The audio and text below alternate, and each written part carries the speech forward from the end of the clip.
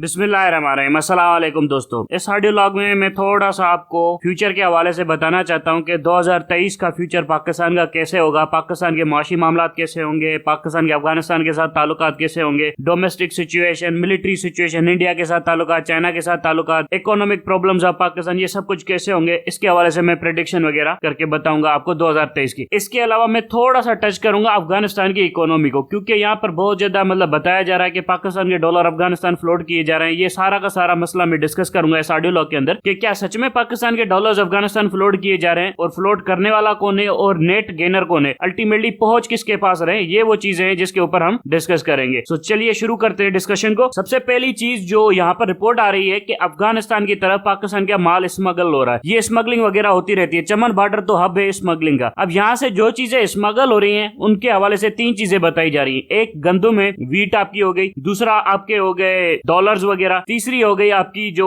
खाद है जिसे आप कहते हैं फर्टिलाइजर्स, वो सारी की सारी यहाँ से स्मगल होकर जा रही है। अब ये तीनों चीजें पता है स्मगल कौन कर रहा है। यहाँ पर लोग कह रहे हैं कि तालिबान लेकर जा रहे हैं। तालिबान कंजम्पशन वगैरह नहीं करते इन तमाम तर चीजों की। खाद की उनको क्या जरूरत है, मुझे कोई बताए। फर्टिलाइजर वो यूज ही नहीं करते मोस्ट ऑफ द टाइम अपनी वहां पर कल्टीवेशन वगैरह के लिए। जो वहां पर जो फर्टिलाइजर्स है उनके पास और भी तरीके हैं। वहां की लैंड के अंदर नेचुरल सिल्ट इतना होता है जिसके अंदर फास्फोरस होता है, जिसकी वजह से वहां की प्रोडक्शन वगैरह है। सो उनका वो वाला मसला नहीं है। डीजल या पेट्रोल के लिए जो भी इनको चाहिए वो सारा का सारा ईरान से ले रहा है। इनको सैंक्शंस की वैसे भी परवाह नहीं है, सारे के सारे सैंक्शंस इनके ऊपर वैसे ही लगे हुए हैं। सो डीजल पेट्रोल जो भी है वो ईरान से ले रहे हैं और ईरान इनको काफी सस्ते में भी दे रहा है। सो पेट्रोल का भी इनका मसला हो गया। बाकी रही बात थोड़ा खाने पीने का चीज, तो वो उनकी खाने पीने की चीजें इतनी एडवांस नहीं है। हमें पिज्जा चाहिए, चिकन ब्रोस्ट वगैरह चाहिए, तो उनकी वेजिटेबल्स हैं और भी उनकी जो नॉर्मल डाइट है वो थोड़ी सी नॉर्मल है। सो इन शॉर्ट उनकी कंजम्पशन वगैरह बिल्कुल कम है। तो फिर ये कैसा तस्वीर आ रहा है कि अफगान तालिबान यहाँ से स्मगलिंग वगैरह कर रहे हैं। असल में ये स्मगलिंग पाकिस्तान कर रहा है अफगानिस्तान के थ्रू, ये आपको समझना चाहिए। वीट की कीमत इंटरनेशनल मार्केट में बहुत ज्यादा है, क्योंकि जो वीट बास्केट था दुनिया का, यूक्रेन, उसके ऊपर जंग छिड़ी हुई है। वीट दुनिया के अंदर शॉर्ट है, जिसकी वजह से ग्लोबल प्राइस वीट की बढ़ी हुई है। इसीलिए पाकिस्तान की सिंध गवर्नमेंट पाकिस्तान आर्मी के साथ मिलकर यहाँ से वीट स्मगल कर रही है और इंटरनेशनल मार्केट के अंदर बेच रही है। इसका जितना भी प्रॉफिट हो रहा है वो सिंध गवर्नमेंट अपने जेब के अंदर डाल रही है। अपने जेब के अंदर मतलब गवर्नमेंट को नहीं दे रही है। ये कुछ चंद लोग हैं, चीफ मिनिस्टर हो गया, आसिफ जरदारी हो गया, वो गंदम से पैसे कमा रहे हैं और ये इनका पुराना धंधा है। इसका इल्जाम लगा दिया जाता है अफगान गवर्नमेंट के ऊपर, लेकिन हकीकत में शुगर की स्मगलिंग होती है, वीट की स्मगलिंग होती है, आपके फर्टिलाइजर की स्मगलिंग होती है, आपके डॉलर की स्मगलिंग होती है। अफगान तालिबान कंज्यूम नहीं करते ये तमाम तर चीजें। ये यहाँ से आपके बिजनेसमैन यहाँ से भेजते हैं, फिर वहां से इंटरनेशनल मार्केट में भेजते हैं, इंटरनेशनल मार्केट से प्रॉफिट कमाते हैं और उनका पैसा वहीं पर जमा करवा देते हैं। मतलब स्विस बैंक हो गई या वहां पर कोई रियल एस्टेट की प्रॉपर्टीज वगैरह खरीद ली। सो ये बात यहाँ पर क्लियर होनी चाहिए। ये मैंने मल्टीपल सोर्सेस से भी चेक किया है। ऐसा नहीं है कि अफगान तालिबान स्मगल कर रहे हैं। वीट की उनको जरूरत नहीं है, आपकी फर्टिलाइजर को उनको जरूरत नहीं है, आपके डॉलर की उनको जरूरत नहीं है। क्यों जरूरत नहीं है मैं आगे बताऊंगा आपको। आपकी शुगर की उनको जरूरत नहीं है। सो ये 3-4 प्रोडक्ट जो भी यहाँ से स्मगल होते हैं ये इंटरनेशनल मार्केट में बेचे जाते हैं और आपके बिजनेसमैन पाकिस्तान आर्मी के साथ मिलकर ये सारी की सारी स्मगलिंग करते आ रहे हैं। ये फैक्ट है, ये सबको पता होना चाहिए। और लीगल चैनल के थ्रू डॉलर भेजना अब पाकिस्तान से बाहर मुश्किल हो गया है। इसीलिए पाकिस्तानी डॉलर्स को अफगानिस्तान के थ्रू बाहर भेजा जा रहा है। यहाँ से चमन बॉर्डर के थ्रू अफगानिस्तान भेजा जा रहा है और फिर अफगानिस्तान से बाहर लेकर जाया जा रहा है। सो ऐसे स्मगलिंग वगैरह हो रही है। अफगान तालिबान आपके पैसे वगैरह नहीं ले रहे, ये झूठी रिपोर्ट है। मैंने ये सारी की सारी चीजें खुद क्रॉस चेक की है। मैंने बड़े मल्टीपल सोर्सेज से ऑथेंटिक किया है, वेरीफाई किया है मैंने इस तमाम रिपोर्ट को। सो यहाँ पर 4-5 चीजें क्लियर करता चलूं। आपकी वीट की स्मगलिंग, फर्टिलाइजर की स्मगलिंग, जो कि फर्टिलाइजर आपका फौजी फर्टिलाइजर बनाता है, आपकी आर्मी बनाती है, उसकी इंटरनेशनल प्राइस बहुत ज्यादा है। इसी वजह से फौज यहाँ से फर्टिलाइजर वहां पर बाहर भेज रही है। डोमेस्टिक प्राइसेस कम है उसकी। सो फौज अपना फर्टिलाइजर अफगानिस्तान के थ्रू बाहर स्मगल कर रही है। पोर्ट के रूट के थ्रू जाएगी तो डिक्लेयर करना पड़ेगा, जिसकी वजह से फौज को बड़े मसले वगैरह हो सकते हैं। सो आपकी शुगर की स्मगलिंग, वीट की स्मगलिंग, डॉलर की स्मगलिंग, ये सारे के सारे आपके पाकिस्तानी बिजनेसमैन चमन बॉर्डर के थ्रू अफगानिस्तान में कर रहे हैं और अफगानिस्तान से बाहर लेकर जा रहे हैं। ये आपको बात क्लियर रहनी चाहिए। अब आते हैं कि अफगान तालिबान फिर कैसे मुल्क चला रहे हैं। मैंने पहले भी बता दिया, अफगान तालिबान यानी वहां की पॉपुलेशन है 4 करोड़। 4 करोड़ भी बहुत ज्यादा स्कैटर्ड है। Most of their population live in villages. उनकी ज्यादातर आबादी गांव में रहती है और गांव में रहने की वजह से शहरों के ऊपर प्रेशर कम है। 4 से 5 ऐसे बड़े शहर है जिनके ऊपर प्रेशर होता है और उनका बड़े से बड़ा शहर भी आपके मतलब एक छोटे से छोटे शहर के बराबर होता है, जिसकी वजह से शहर के ऊपर प्रेशर कम पड़ता है। और दूसरी जो उनकी कंजम्पशन है वो है पेट्रोल। पेट्रोल वो ईरान से सस्ते में ले रहे हैं। उनको इस बात की परवाह भी नहीं है कि इंटरनेशनल सैंक्शंस कैसे लगते हैं कैसे नहीं लगते वो उनको परवाह भी नहीं है। सो उनकी कंजम्पशन कम होने की वजह से उनके यहाँ पर डॉलर की डिमांड बहुत कम है, ये आपको समझना पड़ेगा। हाँ, उनकी इकोनॉमी ग्रो कर रही है नहीं कर रही है ये एक अलग मसला है, लेकिन उनकी कंजम्पशन कम है जिसकी वजह से उनकी जो रिक्वायरमेंट्स है वो बहुत कम है, जिसकी वजह से उनको आपके यहाँ से माल स्मगल करने की कोई जरूरत नहीं है। ये हो गई दूसरी पॉइंट। अब आता हूँ तीसरी पॉइंट के ऊपर कि अफगान तालिबान की रेवेन्यू सोर्सेज क्या है। 90% ऑफ हीरोइन ड्रग्स जो प्रोड्यूस होता है पूरी दुनिया के अंदर वो अफगानिस्तान प्रोड्यूस करता है। और आप लोग समझ रहे होंगे कि ये तो बस एक छोटा मोटा सा बिजनेस होता हुआ होगा, ये इतना छोटा मोटा बिजनेस नहीं है। मैंने पूरे फैक्ट्स स्टैटिस्टिक्स इकट्ठे किए हैं, मैं आपको बताता हूँ। इस वक्त सिर्फ अमेरिका के अंदर 22 मिलियन के करीब लोग हैं जो ड्रग्स यूज करते हैं, उनमें से 4.5 मिलियन के करीब लोग हैं जो पेन किलर्स का ड्रग्स वगैरह यूज करते हैं। मतलब पेन किलर्स हो गई, उनको डबल यूज कर दिया, उनका ओवरडोज कर दिया, सो उनमें भी ड्रग्स वगैरह होते हैं, सो उसका इस्तेमाल करते हैं। मतलब तकरीबन ये 30 मिलियन के करीब अमेरिकन है जो ड्रग्स यूज करते हैं। इसके अलावा बता दूं कि 150 बिलियन डॉलर एनुअली अमेरिकन खर्च करते हैं ड्रग्स खरीदने के ऊपर। ये वो वाला ड्रग्स नहीं बता रहा मेडिसिन वाला, ये वो वाला ड्रग्स है, सुट्टे वाला ड्रग्स। इस वक्त global drug market 400 billion dollar के करीब है। मतलब दुनिया में जो टोटल ड्रग्स की मार्केट है 400 बिलियन डॉलर के करीब है। अफगानिस्तान इस मार्केट के अंदर 90% शेयर होल्डर है और इस वक्त ड्रग्स का कैपिटल है, यानी यूं समझ लीजिए कि इसके बिजनेस फ्रेंचाइज है वो मायामी के अंदर है। मायामी के अंदर बड़े बड़े ड्रग्स लॉर्ड बैठे होते हैं जो पूरी दुनिया से ड्रग्स वगैरह इकट्ठा करते हैं। ठीक है, सो अफगानिस्तान क्या करता है, रॉ मटेरियल प्रोड्यूस करता है ड्रग्स का और उसको थोड़ा बहुत फिनिश करके बेच देता है। अब जिनको बेच देता है वो सेकंड सोर्स होता है, वो जाकर बेचते हैं इंटरनेशनल कंपनीज को, फार्मास्यूटिकल कंपनीज को, क्योंकि ये ड्रग्स इस्तेमाल भी होता है आपके दूसरी मेडिसिन वगैरह बनाने के लिए और इसका बहुत बड़ा हिस्सा जाता है इलीगल ड्रग्स ट्रेड के अंदर। सो अफगान तालिबान की जो एनुअल रेवेन्यू जनरेशन है ड्रग्स के हवाले से वो 20 बिलियन डॉलर से ज्यादा है। और अफगानिस्तान अगर दुनिया भर से कितना भी सामान मंगवा ले तब भी उसके जो टोटल इंपोर्ट्स का बिल है वो 10 बिलियन डॉलर से बढ़ता ही नहीं है जितना सामान मंगवा ले, ये एक फैक्ट है। और अफगान तालिबान सिर्फ 20 बिलियन डॉलर सिर्फ ड्रग ट्रेड से कमा लेते हैं, ये भी आपको जहन में रख लेना चाहिए। इसके अलावा अगर आप देखें उनके और भी एक्सपोर्ट्स हैं, मिनरल्स है, रॉ मटेरियल्स है, वो चीजें एक्सपोर्ट करते हैं, उनमें से भी उनको बहुत ज्यादा पैसा मिल जाता है। सो उनके रेवेन्यू सोर्सेज बिल्कुल ठीक है, अगर करप्शन नहीं हो रही वहां पर तो उनके रेवेन्यू सोर्सेज में कोई ज्यादा मसला वगैरह नहीं है। सो पाकिस्तान को उनका बोझ उठाने की कोई जरूरत नहीं, वो बहुत ज्यादा सेल्फ सफिशिएंट है। हाँ, अलबत्ता एक बड़ी खामी आ गई है अफगान तालिबान के अंदर, वो ये खामी आ गई है कि उनकी जो लैंड मैनेजमेंट चीजें हैं वो ठीक नहीं है, उनकी एग्रीकल्चर बहुत ज्यादा आउटडेटेड है, उनको अपग्रेड करना पड़ेगा। अब वो क्या करते हैं कि अपनी सारी एग्रीकल्चर को यूज कर लेते हैं ड्रग्स के हवाले से। अब जिसकी वजह से ये होता है कि उनके यहाँ पर दूसरे खाने पीने की चीजों की कमी हो जाती है। अब वहां पर एक नया एग्रीकल्चर मिनिस्टर आया है, वो पाकिस्तानी यूनिवर्सिटी का पढ़ा हुआ है। सो वो ये कह रहा है कि वहां पर अब हम लोग फूड प्रोडक्शन को बैलेंस करने की कोशिश करें, मतलब फूड प्रोडक्शन को इतना बढ़ा देंगे कि तकरीबन आने वाले 5 सालों के अंदर अफगान तालिबान यानी अफगान गवर्नमेंट को कोई भी खाने पीने की चीजें दुनिया से लेने की कोई जरूरत नहीं होगी। सो अफगान तालिबान के फाइनेंसेस बहुत ज्यादा स्ट्रॉन्ग थे। मैं तो ये सोच रहा था कि पाकिस्तान अपना रेवेन्यू जनरेशन बढ़ा सकता है अगर अफगान ड्रग ट्रेड के ऊपर मोनोपोली हासिल कर ले, पाकिस्तान अफगान ड्रग ट्रेड के अंदर थोड़ा बहुत पैसा वैसा कमाना शुरू कर दे। आपके फौजी करते हैं लेकिन इतने बड़े स्केल के ऊपर नहीं करते, छोटा मोटा कारोबार करते हैं ड्रग ट्रेड का। CIA भी करती है, आपकी ब्रिटिश इंटेलिजेंस करती है, चाइना के अंदर तो पूरा का पूरा ओपियम बेचा करते थे ये लोग, ये तो वेल नोन फैक्ट है। CIA,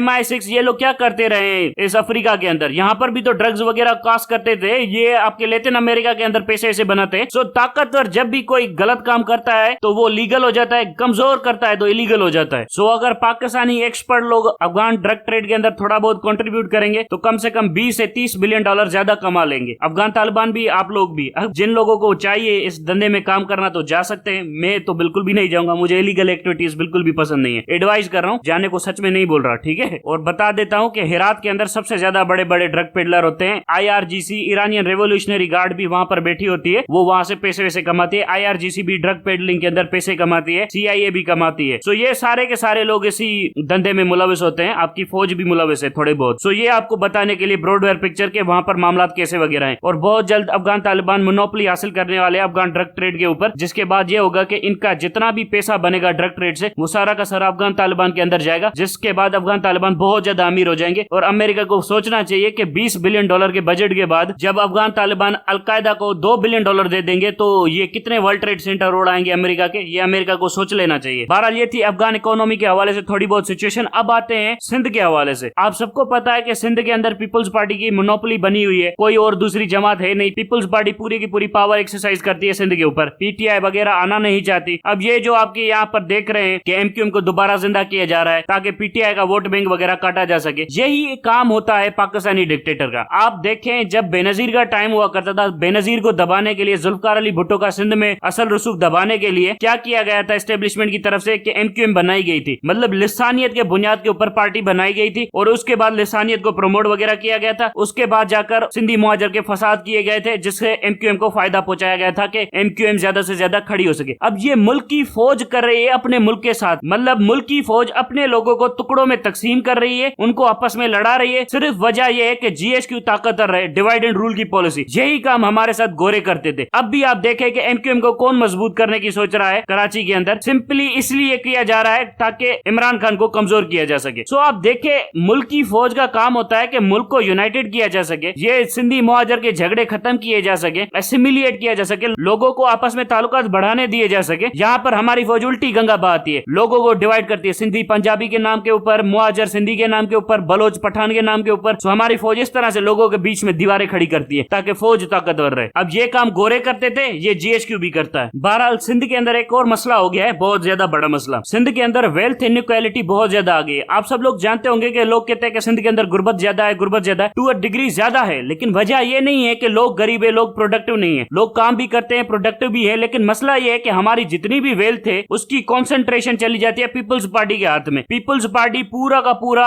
आपका प्राइवेट सेक्टर और गवर्नमेंट सेक्टर डोमिनेट करती है, जिसकी वजह से यह होता है कि यहाँ पर कोई भी इंडिपेंडेंट बिजनेसमैन खड़ा ही नहीं हो सकता पीपल्स पार्टी की सपोर्ट की वजह से। अल्टीमेटली क्या होता है कि यहाँ पर जो आपकी एंटरप्राइजिंग कंपनीज वगैरह जो बननी चाहिए, जो दुनिया के अंदर बनती है, वो यहाँ पर बनती नहीं है। और उसके अलावा यह होता है कि गवर्नमेंट इतने टैक्सेस लगा के रखती है जिसकी वजह से लोगों की जो भी जमा पूंजी होती है, जो उनके रियल प्रॉपर्टी एसेट्स वगैरह होते हैं, जो उनके घर में सोना वगैरह होता है, वो भी उनको गिरवी देकर टैक्सेस पे करने पड़ते हैं। सो पीपल्स पार्टी सिंध को ऐसे चलाती है जैसे बंगाल को चलाया था गोरों ने बंगाल को कैसे चलाया हुआ था, लोगों के ऊपर टैक्सेस लगाए गए और उनका पैसा लूटा गया और बर्तानिया के अंदर ट्रांसफर किया गया। सो यहाँ पर भी पीपल्स पार्टी सिंध को ऐसे ही चला रही है, टैक्सेस के ऊपर टैक्सेस लगाती जा रही है, लोगों के ऊपर उनके रेवेन्यू सोर्सेस कम से कम करती जा रही है। अल्टीमेटली लोग अपनी प्रॉपर्टीज बेचकर टैक्सेस भर रहे हैं और वो सारे के सारे टैक्सेस चंद लोगों के पास यानी जरदारी क्लब के पास जमा होता जा रहा है और वो जरदारी क्लब पाकिस्तान से स्मगल करके अफगानिस्तान के थ्रू बाहर जाकर प्रॉपर्टीज वगैरह खरीद रहा है। ये बुनियादी जड़ है पाकिस्तान की नाकामी की, ये बुनियादी जड़ है सिंध में गुर्बत की, और यही बुनियादी जड़ है आपके पूरे पाकिस्तान की नाकामी की। बलोच लीडरशिप भी यही कर रही है, आपके जो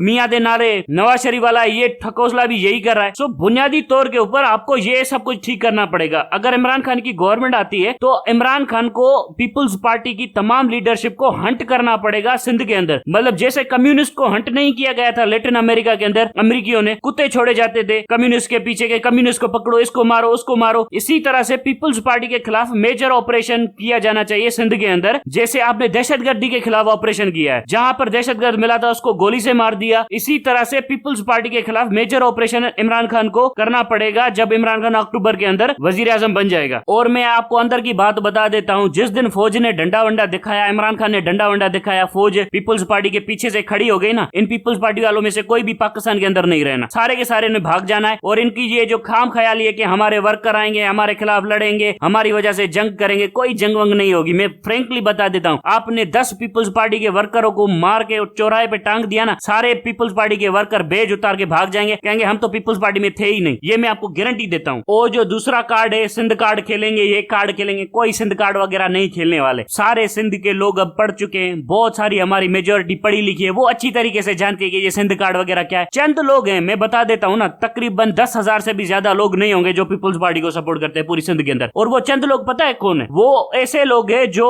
पीपल्स पार्टी के साथ इकोनॉमिक बेनिफिट्स के थ्रू लिंक है, मतलब उनके कारोबारी मामला है पीपल्स पार्टी के साथ, वही लिंक्ड है। बाकी कोई भी बंदा नहीं है इनके पीछे खड़ा रहने वाला। थोड़ा बहुत ट्राइबल सपोर्ट होगा, मतलब जरदारी क्लब हो गया, वो पीछे से खड़ा हो गया, बाकी कोई भी नहीं होगा सपोर्ट करने के हवाले से इनको। और मैं यहाँ पर आपको एक और चीज बता दूं, और ये जब भी आप पीपल्स पार्टी के खिलाफ सिंध के अंदर ऑपरेशन करें, जैसे आपने नॉर्थ वजीरिस्तान में दहशतगर्दों के खिलाफ ऑपरेशन किया था, तो ये आप मेहरबानी करके किसी जनरल से ना करवाइएगा, ये किसी सियासी लीडरशिप से करवाइएगा, बड़ी पढ़ी लिखी सियासी लीडरशिप हो, जिसको सिंध की ग्राउंड रियलिटीज वगैरह पता हो, उससे करवाइएगा। आपको बड़े अच्छे तरीके से सिचुएशन मैनेज करके देगा। बाकी आप जनरलों के साथ कराएंगे तो जनरलों को सिर्फ एक ही बंदा नजर आता है सिंध के अंदर, वो है पीर साहब पकड़ा। सो मेहरबानी करके इसको थोड़ा सा केयरफुली हैंडल कीजिएगा, आपके तमाम तर मामला ठीक हो जाएंगे। अब आते हैं हमारे जीएचक्यू की तरफ और हमारी रीजनल पॉलिटिक्स के ऊपर। सबसे पहली चीज, ये जीएचक्यू वाले आपस में कुत्तों की तरह लड़ रहे हैं, ये लड़ना वड़ना बंद करें, थोड़ा बहुत काम के ऊपर ध्यान दे। मैंने पहले ही दिन कह दिया था जनरल आसिम मुनीर के हवाले से कि अगर इनको अपनी ताकत बरकरार रखनी है पाकिस्तान आर्मी के अंदर तो सबसे पहले जनरल कमर जावेद बाजवा को अरेस्ट करना पड़ेगा। अब ये एक दूसरे को मैसेज पहुंचा रहा है कि मैं तुम्हें उड़वा दूंगा, वो बोल रहा है मैं तुम्हें उड़वा दूंगा। उड़वाने का मकसद ये है कि मतलब वो जनरल कमर जावेद बाजवा अपनी ताकत छोड़ना ही नहीं चाहता। अब जो बादशाह छोड़ना नहीं चाहता तो उस बादशाह के साथ क्या सलूक किया जाता है, उसको पकड़ के उसकी आंखें निकाल लेनी चाहिए। ये बादशाह आमतौर पर ऐसे ही करते थे। अब जनरल आसिम मुनीर जब तक जनरल कमर जावेद बाजवा की आंखें नहीं निकालेगा तो फौज में उसकी कोई इज्जत वगैरह नहीं होगी। सो ये तो मैंने पहले दिन से ही कह दिया था, लेकिन ये बंदा स्लू था। अब चलो देखते हैं कब तक चलता है। बाकी रही बात जनरल आसिम मुनीर के हवाले से, तो जनरल आसिम मुनीर को ज्यादा से ज्यादा जो टाइम है वो सिर्फ 1 महीना है। ये जनवरी का महीना है। जनवरी के बाद सिचुएशंस ऐसी पैदा हो जाएंगी कि जनरल आसिम मुनीर भी कमांड में नहीं रहेगा। जनरल आसिम मुनीर के हाथ से भी मामलात निकल जाएंगे। जनरल आसिम मुनीर चाहकर भी मामलात को संभाल नहीं पाएगा। ये सिर्फ और सिर्फ जनवरी का महीना है जनरल आसिम मुनीर के पास। जब इसाक डार लैंड कर रहा था पाकिस्तान के अंदर तो मैंने पहले ही कह दिया था कि ये बड़ी बिंगे मार रहा है, ये रोता हुआ जाएगा, ये कहेगा कि मुझे लात मार कर निकालो फाइनेंस मिनिस्ट्री से, घसीट कर निकालो। सो आप देख ले इसाक डार के सामने क्या क्या चीजें हो रही हैं। सो जनरल आसिम मुनीर के पास भी सिर्फ 1 महीना है जनवरी का, जो काम करना है कर ले, बेहतर होगा इलेक्शन करवा ले, जो कि वो नहीं करवाएगा। उसके बाद जनरल आसिम मुनीर के हाथ में भी कुछ नहीं रहना, सारी की सारी चीजें जनरल आसिम मुनीर के हाथ से निकलने वाली हैं। एक और चीज मैं यहाँ पर बताता चलूं, ये जो पाकिस्तान आर्मी प्लानिंग वगैरह कर रही है कि हम अफगानिस्तान के साथ जंग वगैरह करेंगे, ये बेवकूफी है, ये तुम्हारी कम अक्ली है। इस तरह की जंगों वंगों में ना कूदो। अफगान तालिबान से तुम्हें कोई ज्यादा सीरियस थ्रेट वगैरह नहीं है। हाँ दहशतगर्दी हो रही है, वो भी इसी वजह से हो रही है कि तुम लोगों ने पंगे वंगे लिए हैं, उन्होंने नहीं लिए थे। पहले तुम लोगों ने वहां पर जाकर एमन अल जवारी को मरवाया, जिसके पैसे जनरल बाजवा लेकर गया। बिलावल के कहने के ऊपर तुम लोगों ने मरवाया। तुम लोगों को बहुत ज्यादा यारी रखनी थी पीपुल्स पार्टी वालों को अमेरिका के साथ, ये काम तुमने करवाया। उसके बाद जाकर तुम लोगों ने वहां पर हकानी ग्रुप को डोमिनेट करने की कोशिश की, कंधारी ग्रुप के ऊपर। इसकी वजह से ये हुआ कि वहां पर लड़ाई झगड़ा अंदर बढ़ गया और जिसका प्रेशर आपके ऊपर आ गया और टीटीपी को लॉन्च कर दिया गया आपके खिलाफ। सो ना तुम लोग वहां पर पंगे करते, ना तुमको ये बैकलैश वगैरह आता। आपको एक पॉलिटिकल डायलॉग की जरूरत है अफगान तालिबान के साथ। और फ्रेंकली स्पीकिंग पॉलिटिकल डायलॉग इसलिए भी जरूरी है कि आपके इकोनॉमिक बेनिफिट भी थोड़े बहुत अफगान तालिबान के साथ मिलते हैं। अगर इस ड्रग ट्रेड को थोड़ा सा मैनिपुलेट किया जाए, मोनोपोलाइज किया जाए, तो पाकिस्तान को $20 बिलियन से ज्यादा पैसे एनुअली मिल सकते हैं इस ड्रग ट्रेड के थ्रू। और $20 बिलियन बहुत बड़ा पैसा होता है। आपकी फार्मास्यूटिकल इंडस्ट्री, आपकी कार मैन्युफैक्चरिंग इंडस्ट्री, आपकी एग्रीकल्चर प्रोडक्शन सबको बढ़ा सकता है। अगर $20 बिलियन कंसिस्टेंटली पाकिस्तान को 5 साल के लिए मिलते रहे तो पाकिस्तान की जीडीपी $1 ट्रिलियन को क्रॉस कर सकती है। ये आप इमेजिन कर सकते हैं। आपके मतलब जो रेवेन्यूज हैं वो तकरीबन 20,000 अरब रुपए को क्रॉस कर सकते हैं। और 20,000 अरब रुपए से हो गया कि मतलब आप सड़कें वगैरह आप फॉरेन से भी ज्यादा ताकतवर मुल्क और अमीर मुल्क बन सकते हैं। सो मेहरबानी करके अफगान तालिबान के साथ पंगे शंगे ना ले। उनके ऊपर वैसे भी सैंक्शन लगे हुए हैं, उनको वैसे भी परवाह नहीं है। ड्रग ट्रेड वो वैसे भी कर रहे हैं, उनके पास डॉलर वैसे भी आ रहे हैं। सो आपको भी थोड़े बहुत फायदे देखने चाहिए। ये बार बार जो जंग का नाम लेते हैं ना चंद बच्चे, इनको पता ही नहीं है कि अफगानिस्तान कितना वैल्यूएबल है, उनके मिनरल्स कितने वैल्यूएबल है। वहां पर 4 करोड़ की आबादी है, आप मजे से उनके साथ ताल्लुकात बनाए। ये आपका जो सारा गंद है ना, जो सारा गंद है, ये आपकी अशराफिया है, आपकी पीपल्स पार्टी, आपकी जो बिजनेस क्लास है, वो सारी की सारी स्मगलिंग करती है, इल्जाम अफगान तालिबान के ऊपर लगा देती है। सारा गंद आपकी फौज के अंदर बैठा हुआ है, पीपल्स पार्टी के अंदर बैठा हुआ है। और अगर आपने खुद को अफगान तालिबान के साथ जंग में एंगेज कर लिया तो मैं यहाँ पर आपको गारंटी देता हूँ इंडिया बिल्कुल तैयार है। मैं 2018 से मॉनिटर कर रहा था इंडिया की 8th माउंटेन डिवीजन को, कि वहां पर जो माउंटेन कोर बैठी हुई है गिलगित बल्तिस्तान के ऊपर, वो बहुत ज्यादा ताकतवर है। उन्होंने बहुत ज्यादा वेपन्स प्रोक्योर किए हैं, आर्मामेंट की है। वो आपके गिलगित बल्तिस्तान के ऊपर हमला वगैरह करने के हवाले से सोच कर बैठे हुए हैं। जैसे पाकिस्तान किसी मेजर एस्केलेशन के अंदर पड़ता है, वो वहां से गिलगित बल्तिस्तान के ऊपर हमला कर देंगे। सो मेहरबानी करके जनरल आसिम मुनीर को 2 चीजें बहुत ज्यादा जरूरी है वहां पर करने के लिए। एक तो गिलगित बल्तिस्तान के अंदर एक नई कोर बना दे, वहां पर नया कोर कमांडर भेज दे और वहां पर तकरीबन 1.5 लाख से ज्यादा की फौज जमा कर दे और उनके सप्लाई रूट्स वगैरह ठीक कर दे। और तीसरी चीज वो ये कर सकता है कि वो जाए चाइना के पास, चाइना के पांव शांव पकड़े, हथियार लेकर आए। इस वक्त हथियारों की बहुत ज्यादा किल्लत है पाकिस्तान के अंदर। बंदूक तो है, बंदूक के अंदर गोली नहीं होगी तो बंदूक किस काम की होगी, ये भी तो सोचे। तोप तो है, तोप के अंदर शेल नहीं पड़ेगा तो तोप किस काम की होगी। शेल और गोलियां जो भी थी पाकिस्तान आर्मी की वो तो बाजवा बेच कर चला गया, अब तो नल्ले बैठे हुए हैं पाकिस्तानी फौजी। सो जनरल आसिम मुनीर को 2 चीजें गिलगित बल्तिस्तान के हवाले से ज्यादा करनी है। एक तो एयरफोर्स की प्रेजेंस बढ़ाए वहां पर, दूसरा चाइना के पास जाए एम्यूनेशन लेकर आए, तीसरा तकरीबन 3 लाख से 1.5 लाख के दरमियान की फौज वहां पर खड़ी कर दे गिलगित बल्तिस्तान के ऊपर। जरूरी नहीं होती कि पाकिस्तान आर्मी हो, इरेगुलर्स भी होते हैं। आप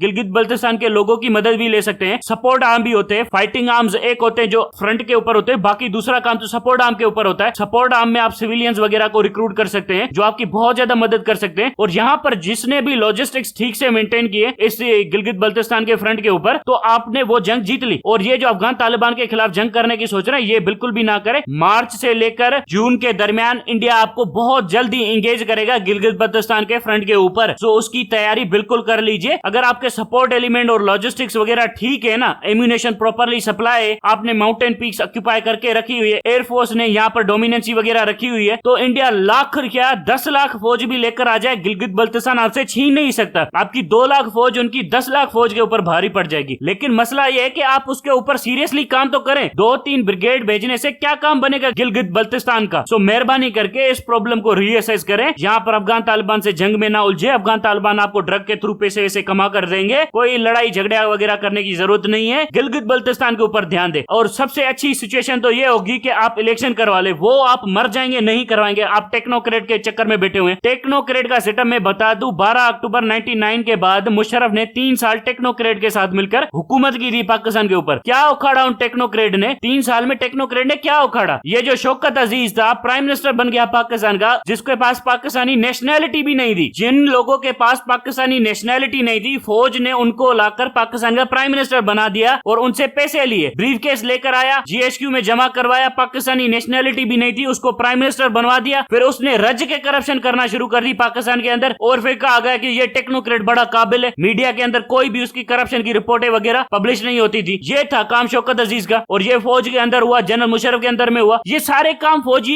इन्हीं टेक्नोक्रेट्स के थ्रू तो करवाते हैं। फौजियों को डाके मारने होते हैं तो फॉरेन से टेक्नोक्रेट को बुलाते हैं, उनसे डाके मरवाते हैं, फिर पैसे बना के फॉरेन लेकर जाते हैं। यही काम आपका पीपल्स पार्टी करती है, यही काम आपका फौजी करता है। फिर इस मुल्क से वफादार कौन है? ये टेक्नोक्रेटिक सेटअप वगैरह किसी काम के नहीं है, 2-3 दिन भी नहीं चलेगा। और इमरान खान को मेहरबानी करके अपनी पार्टी को ऑर्गेनाइज करे, खुदा का खौफ करे, पार्टी को ऑर्गेनाइज करे। अगर जनरल आसिम मुनीर गिलगित बल्तिस्तान के हवाले से कुछ नहीं करा तो आपकी वहां पर हुकूमत है, आप वहां पर रीस्ट्रेंथन करें। गिलगित बल्तिस्तान के ऊपर सीरियस थ्रेट्स हैं 2023 के अंदर। इंडिया जरूर लड़ेगा, मार्च से लेकर जून के अंदर इंडिया जरूर हमला करेगा गिलगित बल्तिस्तान के अंदर। सो इमरान खान को चाहिए कि गिलगित बल्तिस्तान की हुकूमत को स्ट्रेंथन करे, और फॉरेन मिनिस्टर था जो इमरान खान का, शाह महमूद कुरैशी, इसको चाइना भेजे और कहे कि हमें सप्लाईज वगैरह चाहिए गिलगित बल्तिस्तान के हवाले से। कोई एहसान नहीं करा चाइना हमारे ऊपर, मैं जानता हूं चाइनीज वगैरह कोई एहसान नहीं करे। अगर ये ज्योग्राफिकल टेरिटरी जो गिलगित बल्तिस्तान है वो हमने लूज कर दी तो चाइना इन सर्किल हो गया। इंडिया चाइना को दिन में तारे दिखा देगा अगर गिलगित बल्तिस्तान पाकिस्तान के हाथ से निकल गया। सो चाइना इन सर्किल हो गया। ताइवान के अंदर नेक्स्ट फड्डा पड़ने वाला है अमेरिका का, जैसे अमेरिका यूक्रेन की जंग से फारिग होता है। सो चाइना हमारे ऊपर कोई एहसान नहीं करे, हम चाइनीज के ऊपर कोई एहसान नहीं करे। हम अपनी टेरिटरी बचा रहे हैं, चाइना अपनी ग्लोबल हेजिमनी बचा रहा है। सो चाइनीज को हमारी मदद करनी पड़ेगी। लेकिन मसला यह है कि चाइनीज से बात कौन करे? शाह महमूद कुरैशी को ये सारी की सारी चीजें लेकर चाइनीज के सामने जाना पड़ेगा, ताकि किसी भी सूरत में हम गिलगित बल्तिस्तान को लूज नहीं करें। बाकी 2023 के हवाले से मुझे इकोनॉमी का तो पता है, वो तो बैंकरप्ट हो जाएगी मार्च के अंदर। इलेक्शन भी आपके नहीं होंगे, फौज भी अपनी हटधर्मी के ऊपर कायम रहेगी, पीटीआई की डिस्क्वालिफिकेशन वगैरह भी हो जाएगी। लेकिन अक्टूबर के अंदर आपके इलेक्शन हो जाएंगे, क्योंकि ये फौज पहले 100 जूते खाएगी, फिर 100 प्याज खाएगी, बाद में इलेक्शन करवाएगी। लेकिन मैं चाहता हूं कि 2023 के अंदर इन पूरी लड़ाई के दौरान आपकी अफगान तालिबान के साथ भी लड़ाई ना हो और गिलगित बल्तिस्तान भी आपके हाथ से ना जाए, जिसका मुझे बहुत ज्यादा डर लगा हुआ है, क्योंकि फौज की नाकामी है, फौज नालायक है, ये गिलगित बल्तिस्तान को संभाल नहीं सकेगी। अब तक के लिए इतना ही। Thank you very much.